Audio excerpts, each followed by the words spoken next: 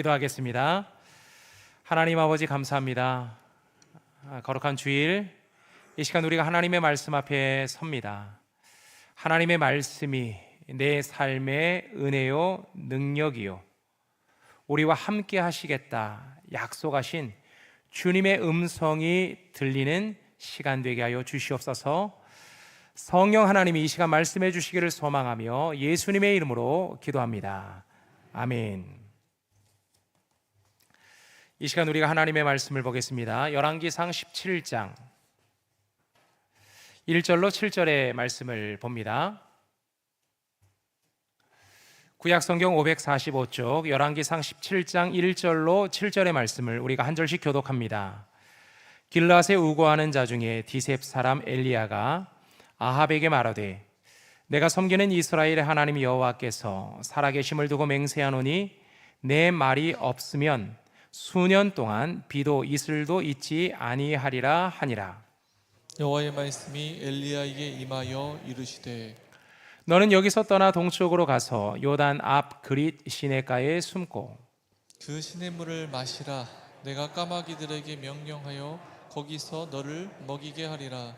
그가 여호와의 말씀과 같이 하여 곧 가서 요단 앞 그릿 시내가에 머물매 까마귀들이 아침에도 떡과 고기를 저녁에도 떡과 고기를 가져왔고 그가 시냇물을 마셨으나 함께 읽습니다.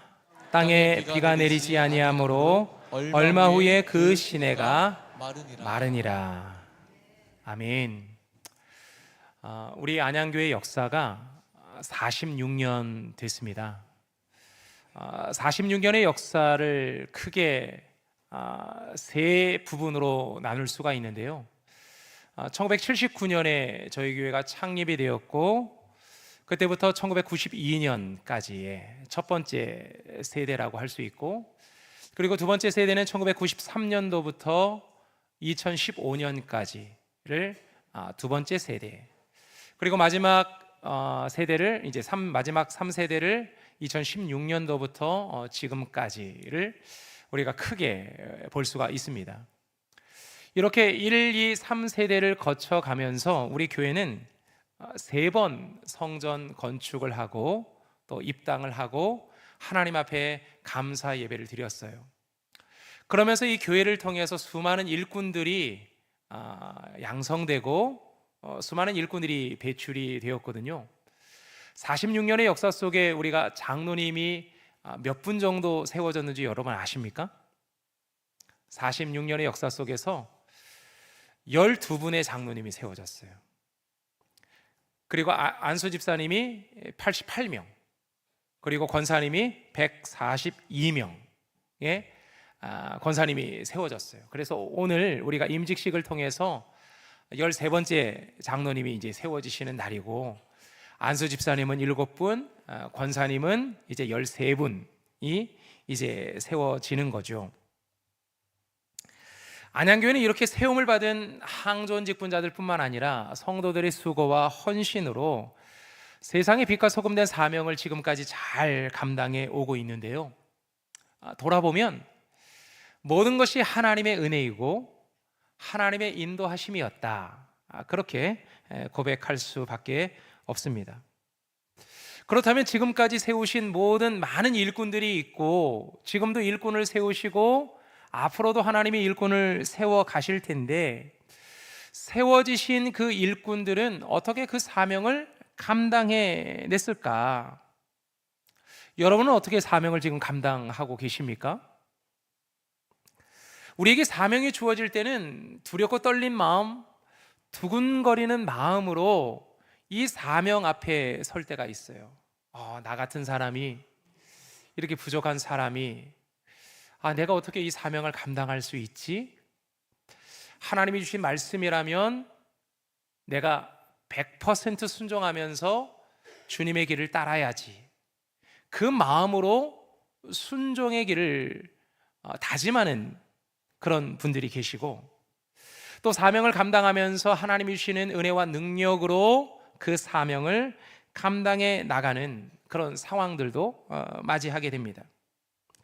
하지만 맡겨진 일들을 우리가 감당해 나갈 때 좌절과 깊은 절망, 그리고 두려움에 빠지기도 하는 거죠. 이것들을 돌아보면 하나님께서 우리에게 맡겨주신 사명은 결코 가벼운 것이 아니다. 참 무거운 거구나. 무거운 만큼 우리가 그 사명을 잘 감당해 나가야겠다, 그런 생각이 들어요. 하나님이 세우신 자리는 어떤 자리일까? 우리는 어떻게 그 자리를 감당해 낼 수 있을까요? 오늘 우리가 함께 읽었던 열왕기상 17장, 18장, 19장에 걸치는 이 말씀들은 하나님께서 세우신 일꾼인 엘리야의 이야기입니다. 엘리야가 하나님으로부터 부름을 받아서 선지자가 되었어요. 그런데 그가 선지자가 됐을 때의 그 상황은 이스라엘의 아합 왕 시대였거든요. 그가 22년을 이스라엘을 통치하며 다스릴 때 그때 활동했던 선지자예요. 그런데 성경은 아합을 어떤 왕이라고 평가를 하고 있느냐면 그 이전에 어떤 왕보다도 가장 악한 왕이라고 성경은 이 아합을 소개하고 있어요. 시돈 사람 이세벨과 결혼하면서 바알을 섬기고 예배를 했고요. 우상을 수입하고 우상 숭배를 권장하고 우상의 문화를 만들어 갔어요. 이스라엘은 원래 하나님을 믿는 민족이었거든요. 하나님만이 유일한 하나님이다 믿음으로 고백하던 민족이었는데 우상 숭배하는 민족으로 만들어버린 사람이 아합입니다. 사마리아에 바알의 신전을 만들고 그 안에 바알의 제단과 아세라상을 만들면서 사람들에게 우상 숭배해라, 우상 숭배해라 계속해서 부추겼던 사람이 아합입니다. 그래서 하나님의 진노가 가장 컸죠. 이때 활동한 선지자가 엘리야였어요. 이런 상황 속에서 엘리야가 선지자를 감당할 때 그는 어떤 마음으로 그 사명을 감당했을까요? 왜 하필 나를 이런 곳으로 보내주셨을까? 왜 하필 이 아하방 시대에 나를 선지자로 세웠을까? 아니, 이 시대 말고, 이곳 말고 좀 더 좋은 시대, 좀 더 대접받고 인정받는 시대에 나를 좀 세워주시지, 영적으로 가장 힘들고 가장 어두운 이 시대에 왜 나를 선지자로 세우셨는가? 사실 선지자 하고 싶지 않고 사표 내고 싶고, 아니면 좀 더 멀리 도망가서 좀 더 편안하고 좋은 곳에서 대접받으면서 인기를 얻어가면서 명성을 높여가면서 그런 선지자 사역을 하고 싶다, 그런 마음이 들기도 합니다. 하지만 엘리야는 그 순수한 열정과 두렵고 떨린 마음으로 하나님께서 주신 사명을 감당하기 시작했어요. 그것이 오늘 우리가 함께 읽었던 열왕기상 17장의 말씀부터 시작되는 말씀인데요. 엘리야는 하나님이 말씀하시면 아멘, 제가 하나님의 말씀에 순종합니다, 하나님께서 말씀하시니 제가 그대로 선포하겠습니다, 그렇게 하나님의 말씀에 순종하면서 하나님의 사역을 시작합니다. 그래서 그가 사역하는 모든 현장마다 하나님의 능력이 나타났죠. 수년 동안 내가 말하지 않으면 이슬도 비도 내리지 않을 것이라 그렇게 선포했더니 정말 3년 6개월 동안 심한 가뭄으로 이스라엘이 고생해야만 했습니다. 이렇게 힘들고 어려운 그 시대 속에서 그래도 하나님은 엘리야에게 까마귀를 통해서 떡과 고기를 먹고 살게 하셨어요. 그리고 사르밧 과부의 집에서 밀가루와 기름이 마르지 않는 기적을 경험하게 하면서 힘들고 어려운 시기였지만 사명을 감당하도록 하나님이 엘리야에게 은혜를 주신 거죠. 때마다 도우시고 인도하시는 하나님의 은혜가 있었기 때문에 그는 주신 그 사명을 감당할 수가 있었던 거예요. 하나님이 나를 부르시고 사명을 줄 때 우리는 때로는 힘들고 어려운 상황을 만나기도 합니다. 그래서 두렵고 떨린 마음으로 사명 앞에 설 때가 있어요. 나는 지금 시간이 없는데, 나는 지금 몸도 바쁘고 지친 가운데 있는데 내가 과연 이 사명을 감당해낼 수 있을까? 저 못합니다. 저는 상황과 여건이 안 되기 때문에 저는 이 사명 감당해내기가 어렵습니다. 뭐 그렇게 말할 수도 있겠죠. 하지만 교회가 주신 사명이고 하나님이 주신 사명이기에 여건이 안 되고 상황이 안 되고 여러 가지 많은 복잡한 생각이 들어도 주님이 주신 사명으로 아멘으로 순종하며 그 사명을 지키시는 분들이 있어요. 엘리야처럼.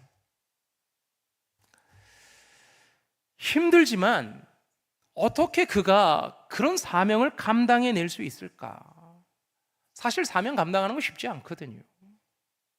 근데 엘리야가 사명 감당하는 그 모습을 보면 하나님이 함께 하셨고 하나님이 그의 인생을 지도하시는 사명이었기 때문에 그가 그 사명을 감당해낼 수 있었다는 거죠. 우리에게 맡겨주신 사명도 마찬가지예요. 사람을 바라보거나 이것을 통해서 내가 뭔가를 얻어내야 되겠다라고 생각하면 사실 사명이 부담스러워요. 사명을 감당해내기는 것이 쉽지 않아요. 피곤한 일입니다. 시간도 내야 하고 물질도 내야 하고 뭐 여기저기 뭐 사람들이 오라 가라 그러면 불려다녀야 하고 뭐 그런 일들이 많죠. 하지만 하나님께서 때마다 나를 도우시고 나를 먹이시고 입히시는 날마다의 기적을 바라보면서 우리는 사명을 감당할 수 있는 사람들이 되어야 하는 거예요. 하나님이 여러분을 부르신 사명의 자리는 어디입니까? 그 사명의 자리에서 하나님의 부르심에 응답하면서 그 사명 앞에 아멘 순종하며 그 사명을 감당하고 있습니까? 그 사명의 자리가 하나님이 나를 부르신 자리라는 것을 잊지 마십시오. 하나님이 나를 부르셨다면 나를 지키시고 돌보시는 하나님의 은혜가 오늘도 있다는 것을 잊지 마십시오. 그리고 혼자 앞서가지 말고 하나님과 동행하십시오. 하나님의 은혜를 경험하게 될 줄로 믿습니다. 자, 이렇게 하나님의 부르심을 받은 엘리야가 하나님의 말씀에 순종하며 말씀의 자리, 사명의 자리로 그가 걸어갈 때 그의 사명 속에 하나님이 때마다 특별한 은혜를 주셨는데요, 그가 경험한 특별한 은혜의 하나를 열왕기상 18장에서는 그것을 소개하고 있어요. 엘리야가 영적인 승리를 경험하는 모습을 보여줍니다.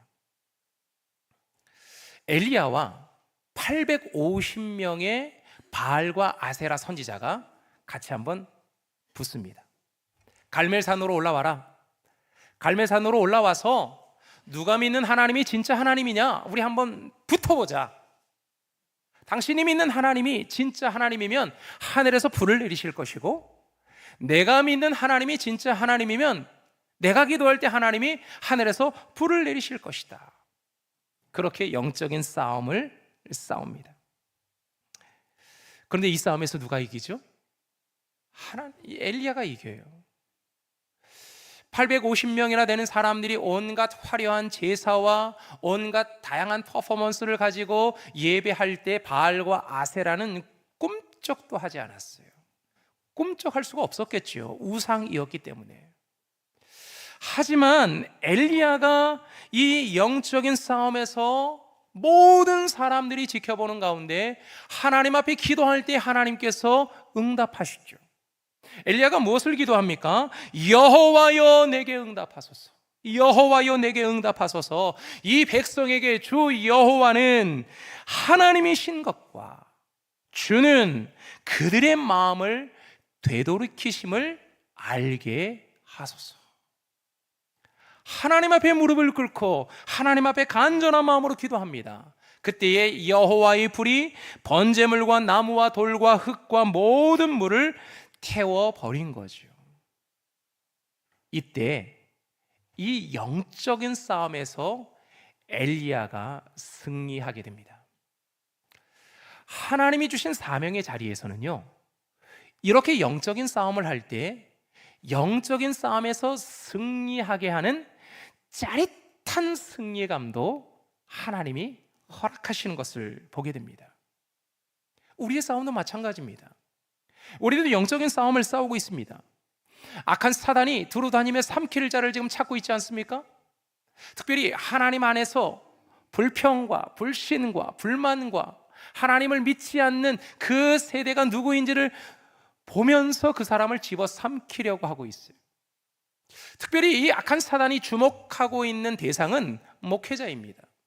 목회자를 주목하고 보고 있죠. 그러면서 그가 실수하는 것은 없나? 그가 뭐 잘못하는 것은 없나? 그리고 그를 집어삼키려고 다가옵니다. 왜요? 목회자가 움직이면, 흔들리면 교회가 흔들리기 때문인 거죠. 목회자 한 명을 그렇게 흔들어 놓는 거예요. 그리고 교회 안에 세운 우리 장로님과 권사님과 안수 집사님들도 교회 리더 아닙니까? 이분들의 말 한마디가 교회 방향을 결정하기도 하고, 이분들의 말 한마디가 교회 분위기를 결정하죠. 그러니 그들을 집어삼키려고 악한 사단은 두루 다니고 찾아 먹잇감을 노리고 있습니다. 그래서 잡아먹으려고 하는 거죠. 그래서 우리는 늘 영적인 싸움을 합니다. 근데 여러분, 이 영적인 싸움에서 어떻게 우리가 이 싸움을 싸워야 할까요? 여러분, 영적인 싸움을 싸울 때 우리가 그 싸움에서 승리를 원하십니까? 아니면 패배를 원하십니까? 패배를 원하는 사람들은 아무도 없어요. 당연히 승리를 원합니다. 그런데 많은 분들의 고백을 들어보면 그 모든 영적인 싸움에서 오늘도 실패하고, 오늘도 좌절하고, 오늘도 주저앉아 있었고, 오늘도 무기력했고, 아유, 내가 무슨 영적인 싸움을 싸우겠어요. 내가 어떻게 그 영적인 싸움에서 승리할 수 있겠습니까? 그런 연약한 우리의 모습을 고백할 때가 많아요. 우리가 이 싸움을 싸워야 한다면 우리는 이 싸움을 승리해야 합니다. 반드시 승리해야 하는 거죠. 하나님이 우리와 함께 하시기 때문이에요. 우리는 그 싸움을 싸워낼 수 있습니다. 전신갑주를 입고 우리 안에 주시는 하나님의 은사와 능력으로 그 싸움을 싸워야 합니다. 왜요? 이 싸움에서 이겨야 내가 믿는 하나님이 진짜 하나님이라는 것이 드러나고 증명되는 것 아닙니까? 우리는 세상 가운데 우리가 믿는 하나님이 진짜 하나님이라고 믿고 고백하며 사는 사람들입니다. 여러 많은 신들 중에 하나, 그래, 당신이 믿는 신도 진짜고, 내가 믿는 신도 진짜야. 그러니까 뭐든 믿어도 돼. 그리고 어느 신이든 다 붙잡고 기도해서 응답해주면 내 신이야 라고 그렇게 사는 사람들이 아닙니다.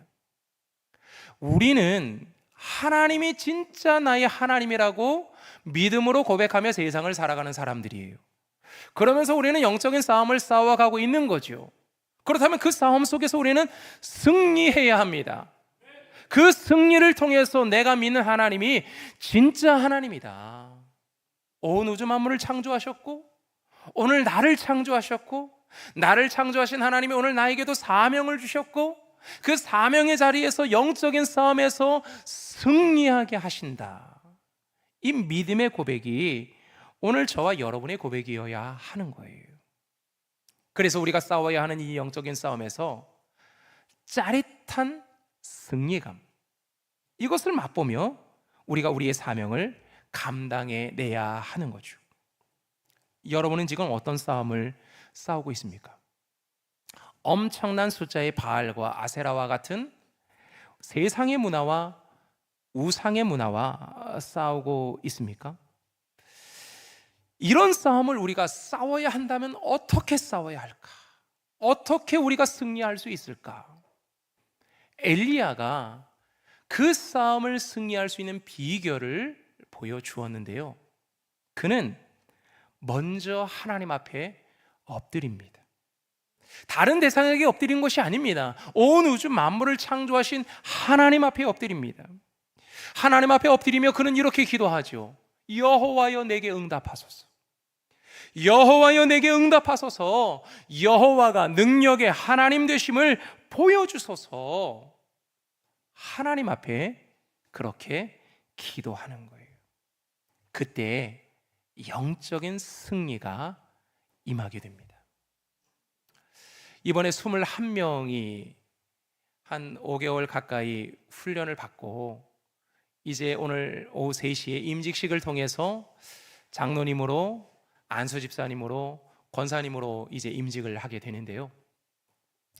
이들이 받았던 훈련 중에 가장 중요하고 가장 기본적인 훈련이 뭔지 아세요? 예배와 기도와 말씀입니다. 목사님, 그거는 뭐 누구나 하는 거잖아요. 누구나 예배하고 누구나 기도하고 누구나 말씀 보는 것 아닙니까? 뭐 그렇게 말할 수도 있어요.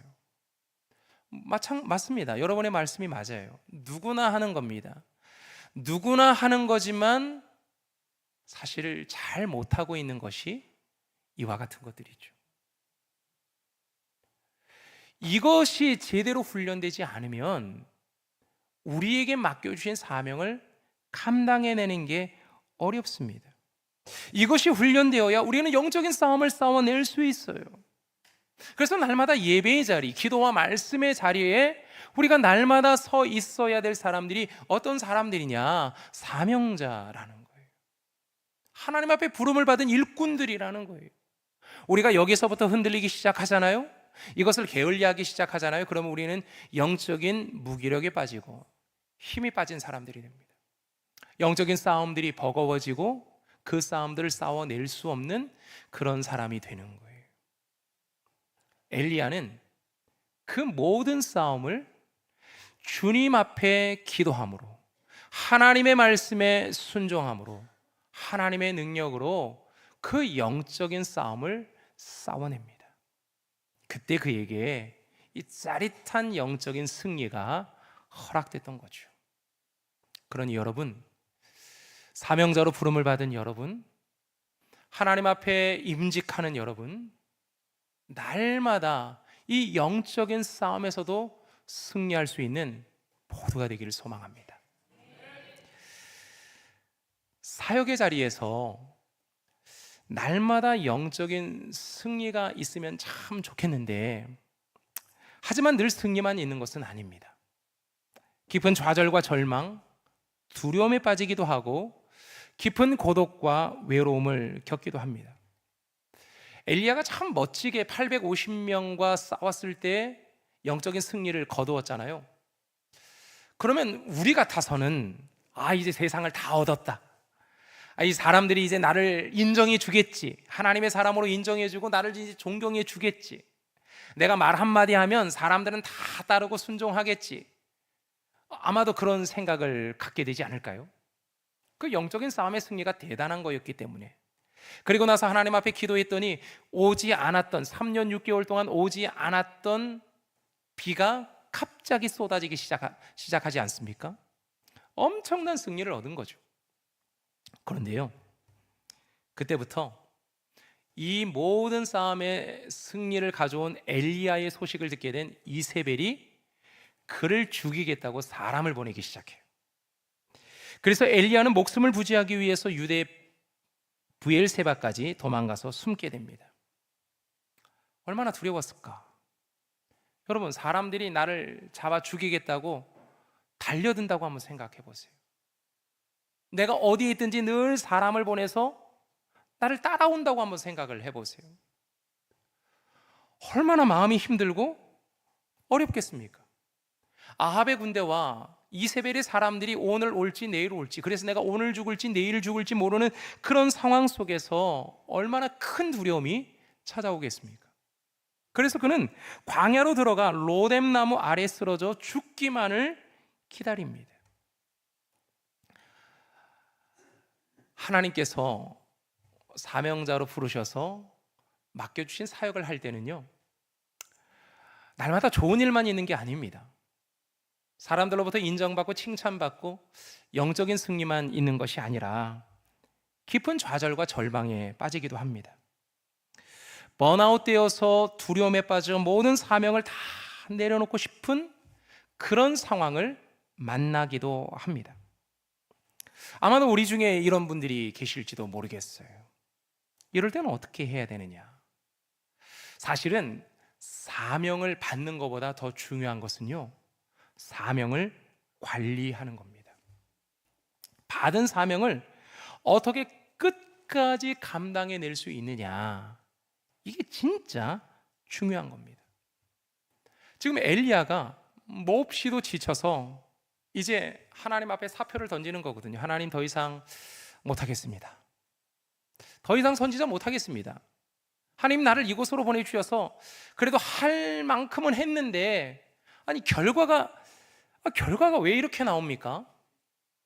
사람들의 그 시선, 사람들의 그 손가락질, 사람들이 나를 향해서 돌을 던지는 뭐 그런 것들, 이제 더 이상은 못 참겠습니다.